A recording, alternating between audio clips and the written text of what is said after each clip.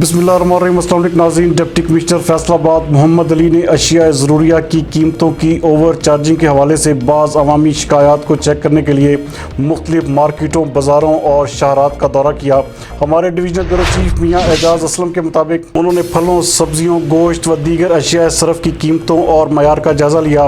اس موقع پر assistant commissioner صدر عمر مقبول اور ڈسٹرکٹ ہیلتھ آفیسر ڈاکٹر بلال احمد بھی ان کے ہمراہ تھے۔ ڈپٹی کمشنر نے ستیانہ روڈ، سوسن روڈ، بٹالہ کالونی اور دیگر علاقوں کا دورہ کیا اور دکانوں اور ریہڑی پر فروخت ہونے والی اشیاء کی قیمتوں کو چیک کیا۔ انہوں نے خریداری کے لیے موجود صارفین سے گفتگو کرتے ہوئے پھلوں، سبزیوں اور گوشت کی قیمت و معیار کے بارے میں دریافت کیا۔ ان کا کہنا تھا کہ اوور چارجنگ کو روکنے کے لیے ضلعی انتظامیہ انتہائی متحرک ہے۔ اس سلسلے میں پرائس کنٹرول مجسٹریٹس کو ٹاسک بھی تفویض کیے جا چکے ہیں۔